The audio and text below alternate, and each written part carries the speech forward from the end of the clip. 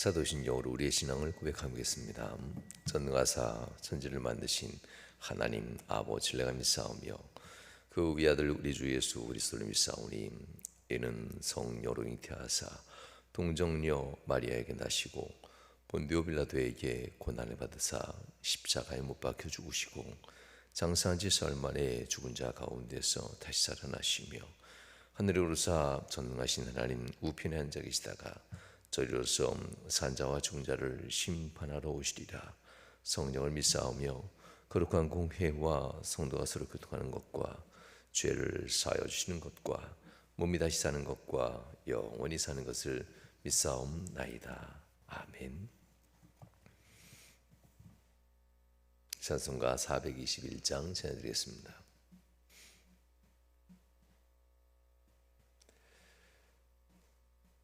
찬송가 421장.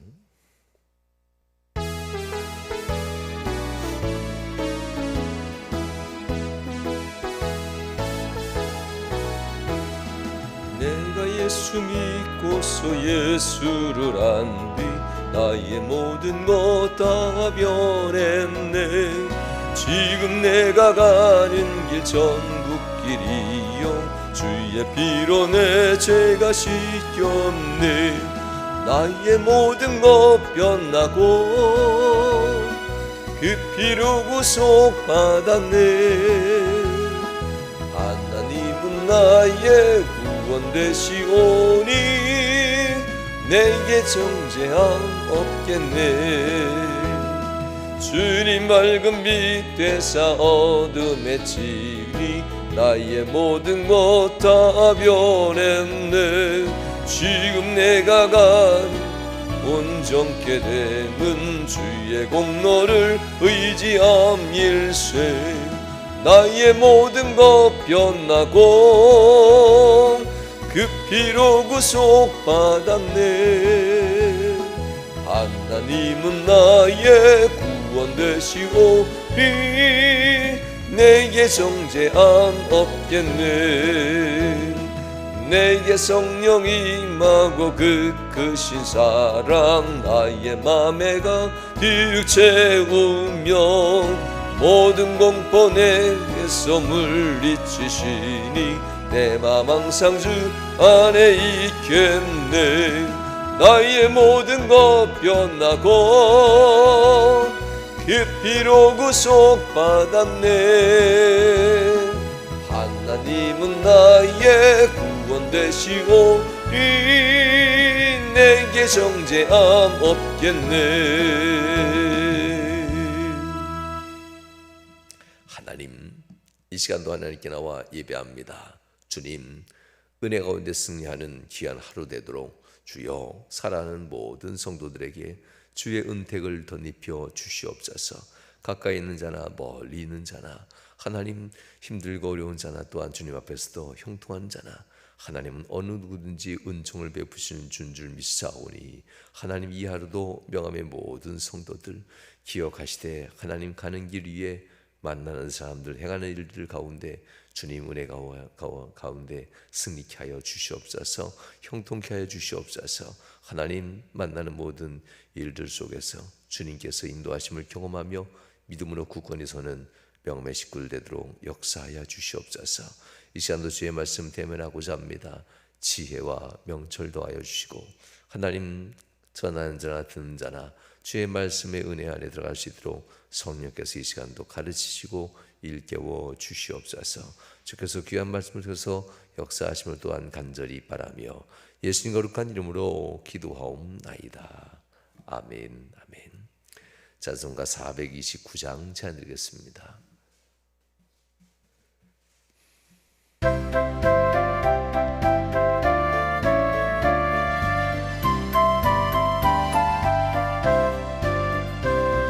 세상 모든 통파 너를 흔들어 약한 마음 낙심하게 될 때에 내려주신 주의 복을 세어라.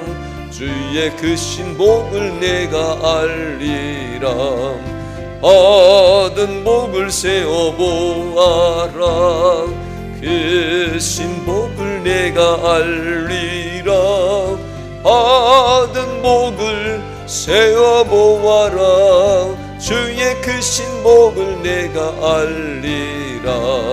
세상 근심 걱정 너를 누르고 십자가를 등에 지고 나갈 때 주가 내게 주신 복을 세어라. 두려움 없이 항상 찬송하리라. 받은 복을 세어보아라. 그 신복을 내가 알리라. 받은 복을 세어보아라. 주의 크신 복을 내가 알리라. 세상 권세 너의 앞길 막을 때 주만 믿고 낙심하지 말아라.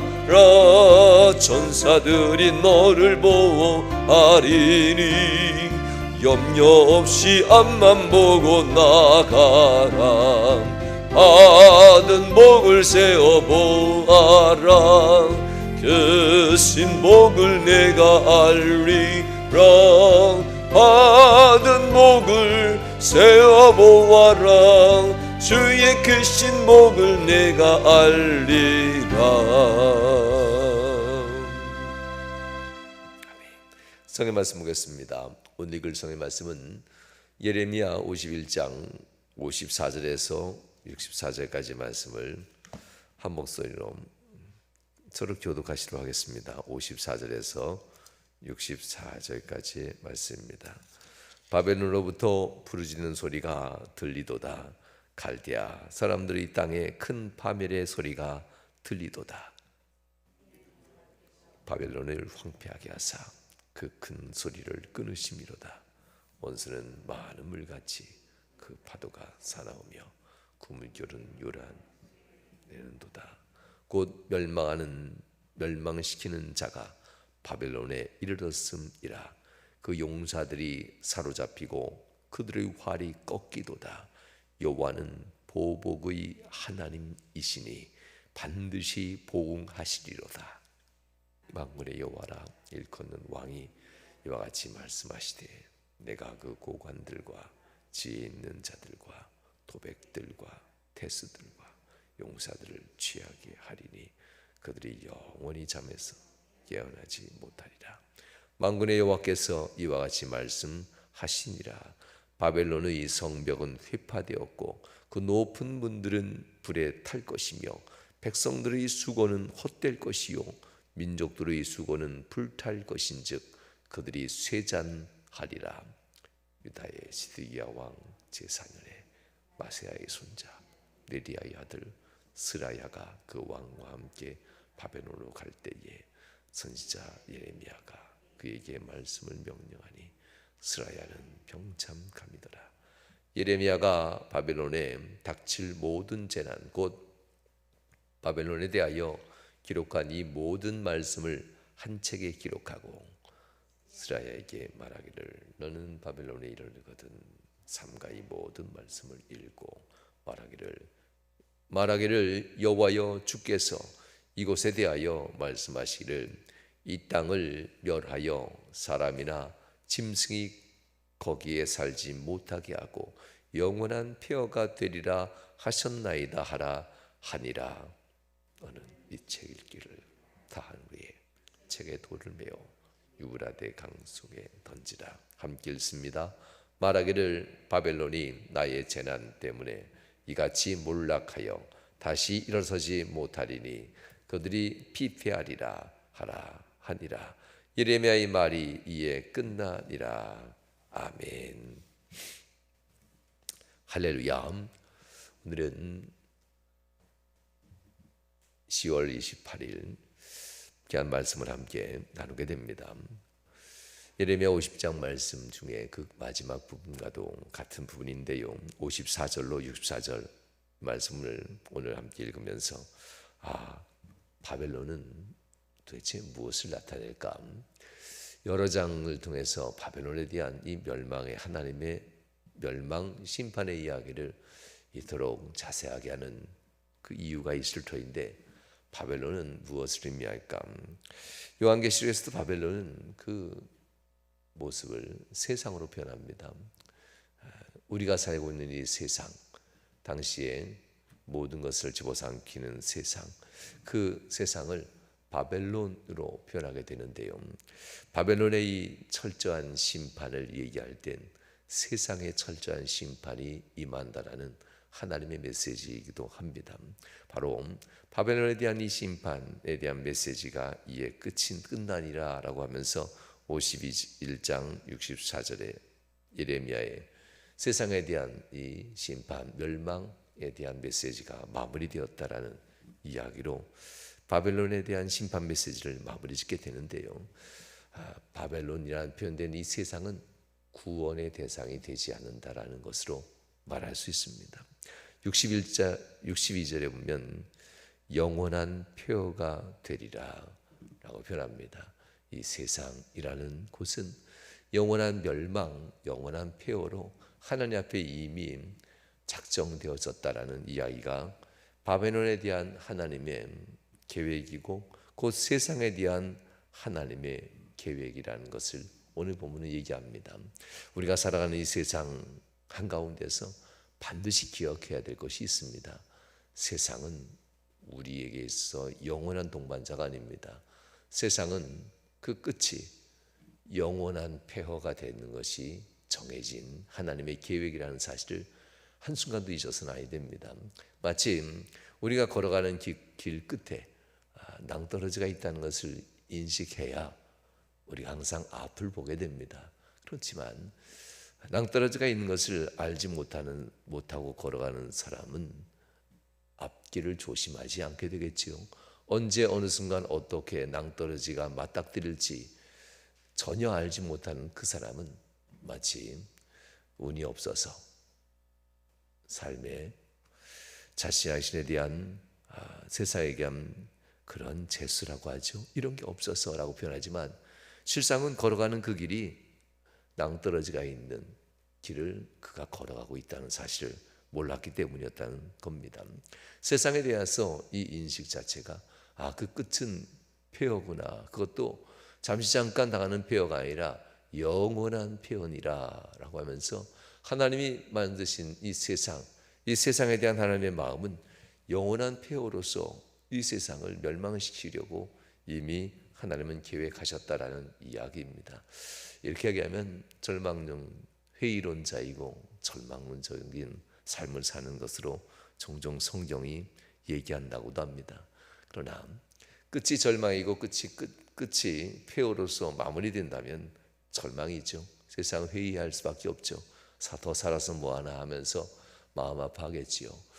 그렇지만 그리스도인에게는 좀 다릅니다. 세상에서 하나님을 알지 못한 이들에게는 영원한 폐허됨을 향해서 살아가는 불쌍한 인생들이지만 하나님 옆에서 이 영원한 폐허는 강력한 또 다른 은혜를 주는데요. 지난주에 말씀드렸던 한 부분이기도 합니다. 구원의 강력한 반증은 세상의 심판이다라고 말씀드린 적이 있습니다. 세상을 심판한다라는 것은 내 백성을 구원한다라는 또 다른 의미이기도 합니다. 세상의 영원한 폐허더미가 된다고 하는 것은 이 세상이 아닌 하나님의 영원한 하나님의 나라를 회복한다라는 말씀과 똑같습니다. 하나님을 떠난 이 죄악으로 말미암아 폐허가 된 이 땅을 하나님이 영원히 멸망시키시고 그리고 내 백성 구원받은 백성을 위해서 영원한 새 나라, 새 땅, 새 하늘과 새 땅을 내가 준비한다라고 하는 또 다른 의미이기도 합니다. 그러므로 우리가 기억할 것은 우리가 사는 이곳은 영원한 곳이 아니라고 하는 것. 물론 우리가 사는 일생보다는 세상의 역사적 세월이 길 겁니다. 상대도 되지 않고 길겠죠. 한 사람 한 사람의 일생에 비하면 이 땅, 이 세상의 역사는 정말 깁니다. 그러나 하나님의 시간에서 본다면은 세상의 역사가 아무리 오래된다 할지라도 하나님의 영원한 시간 속에서는 세상은 그저 한순간 지나가는 역사일 뿐 그렇게 긴 것도 아니라는 사실입니다. 우리는 내 눈에서, 내 생각에서, 내 인생에서 하나님을 해석하려 하지 마시고 하나님의 영원하신 뜻 가운데 하나님의 영원한 시간 속에서 하나님 말씀을 바라볼 수 있는 그러한 신앙의 눈, 그러한 마음의 눈을 가질 수 있길 주님으로 축원합니다. 그 눈을 갖게 된다면은 세상이 영원한 것이 아니구나. 세상은 결국 그 끝이 폐허가 되는데 영원한 폐허로서 영원한 멸망, 하나님의 뜻 가운데는 사라져버리는 것이 세상이구나 라는 것을 알게 됩니다. 바벨론을 이해할 때, 바벨론의 징계, 폐해를 이해할 때 예레미야는 여러 번 등장시킨 인물들이 있습니다. 57절에 등장하는 인물들인데요, 벌써 서너 번째 등장하는 인물입니다. 이들을 힘을 못 쓰게 하리라. 이들을 놓고 내가 두려움에 떨고 있는 여인처럼 만들리라. 이들을 반드시 무너뜨리리라. 하나님이 하셨던 말씀입니다. 5절에 등장하는 이들인데요, 이렇게 얘기합니다. 내가 그 고관들과 라고 표현하죠. 내가 그 고관들과 지혜 있는 자들과 도백들과 태스들과 용사를 취하게 하리니 그들이 영원히 잠들어 깨어나지 못하리라. 이 영원히 잠들어 깨어나지 못한다, 취하리니라는 단어에는 두 가지 의미가 있습니다. 그 권력, 재물, 세상의 쾌락의 맛에 취하여서 영원히 깨어나지 못한다는 것은 구원받지 못하게 하리라, 그것과 함께 죽게 하리라라고 하는 하나님의 의미가 있습니다. 그리고 또 다른 의미는 그 권세는 결국 하나님이 아닌 권세와 지혜와 재물을 좋아하고 의지하는 그들은 그것이 얼마나 허무한가를 그들이 결국 후에 깨닫게 된다는 이야기입니다. 성도 여러분, 이들은 대표적입니다. 바벨론에 있어서 고관들, 바벨론에 있어서 지혜자들, 바벨론에 있어서 각 지역의 우두머리들, 도백들, 그들을 태수들이라고 표현합니다. 이 모든 사람들이 곧 많은 세상 당시의 고대근동 세상 사람들은 이들의 권세 앞에 이들은 벌벌 떠게 됩니다. 이들의 권세 앞에 정말 무섭고 떨림으로 움직이지도 못하지요. 바벨론 고관 대작들 앞에서 나도 저 자리 곁에라도 갈 수 있으면, 나도 저들처럼 저렇게 세상에서 성공적인 삶을 살 수 있으면 좋겠다라는 마음을 가지만 합니다. 만약 우리가 알고 있는 다니엘이 그런 마음이었다면 다니엘은 첫 번부터 승리하지 못했을 겁니다. 왕을 두려워하고 바벨론을 두려워하는 다니엘이었다면 다니엘은 벌써 사라진 인물이었겠지요. 그러나 다니엘은 왕을 두려워하지도 아니하고 고관들을 두려워하지도 아니하고 지혜자들을 두려워하지도 않습니다. 도백들과 이 태수들도 두려워하지 않습니다. 여호와 하나님께서 나를 인도하시고 하나님께서 말이 세상의 주관자라는 것을 그는 어린 나이부터라도 고백하며 하나님 앞에 서게 됐다는 것. 그래서 결국 하나님은 다니엘을 통해서 여러 세대, 여러 왕들, 여러 왕족들, 바벨론에서 바사와 페르시아죠, 나라가 바뀌는 가운데 있었어도 다니엘은 계속 쓰임 받을 수 있었던 것은 왕과 이 고관들을 두려워하지 아니하고 하나님을 두려워하는 믿음을 가지고 있었기 때문에 다니엘은 계속 살 수가 있었다는 이야기를 다니엘서를 통해서도 볼 수가 있습니다. 성도 여러분, 우리가 세상 사는 동안 명심해야 될 겁니다. 다니엘은 세상의 종말을 봤습니다. 그래서 여호와 하나님을 굳게 믿고 의지하며 이 왕들과 고관들을 두려워하지 않을 수가 있었습니다. 사랑하는 성도 여러분, 우리들도 역시 그런 눈을 가질 수 있길 주님으로 축원합니다. 회의적인 삶으로 이제 끝인데 하면서 노력도 하지 아니하고 힘쓰지도 않는 그런 사람들 말고, 세상은 끝이지만 하나님의 섭리는 지속되는 이상 나는 열심히 삽니다 라고 하는 하나님 중심의 신앙이 필요한 때가 우리가 사는 이 시대의 지금의 모습입니다. 그러므로 세상 많은 사람들은 유혹받습니다.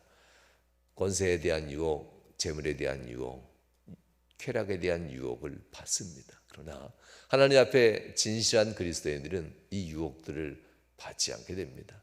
왜냐하면 그것도 폐허가 될 거니까. 훗날 심판의 때가 이르면은 불에 탄다는 표현을 참 많이 쓰지요. 너희의 공로가 불 가운데 지나가게 될 터인데, 너희가 신앙의 공로가 이 불 가운데로 지나간다는 표현으로 심판을 종종 얘기합니다. 안 탈 것 타고 더 이상 타지 않을 것이 무엇이 있겠느냐라고 얘기합니다. 세상을 의지한 그리스도인들은 다 타버리겠지요. 그러나 하나님 믿고 의지하는 그리스도인들, 세상의 끝이 폐허이고 멸망이라는 사실, 더 근본적으로 얘기하면 재물과 세상의 쾌락과 권세가 결국에는 하나님 앞에서 다 불타버릴 것에 불과하다는 것을 너희가 지금부터 알아야 되겠다라는 얘기입니다. 제가 어제 말씀드렸던 이 나약한 사람들은 과연 어떤 사람들일까요? 어제 말씀드린 나약한 그리스도인들, 세상 한가운데서 세상에 주는 유혹 가운데 흔들리는 그리스도인이라고 어제 말씀을 드렸지요. 나약한 그리스도인들은 결국 그들과 의지하는 그 재물과 그 권세와 세상의 지혜와 함께 불타버리고 무너질 것이다라는 겁니다. 그러므로 거기서부터 도망쳐라. 거기서부터 달려나와라. 하나님의 진리의 길은 아무리 멀어도 멈추지 말고 하나님을 생각하고, 생각에는 하나님의 여호와 하나님을 두고 마음은 예루살렘에 두고 끊임없이 예배와 기도자로서 살아가라라는 말씀이 어제 말씀이었습니다. 이것이 가능하기를 원한다면 오늘 여러분에게 말씀드린 것처럼 반드시 기억할 것이 있는데, 신앙보다 더 중요한 것은 없겠지만 그만큼 중요한 것이 세상의 종말이라는 겁니다. 세상은 영원한 폐허가 된다는 이 사실을 명확하고도 분명하게 마음속에 항상 기억하고 있다면은 세상의 유혹 앞에 우리가 흔들리지 않게 될 겁니다.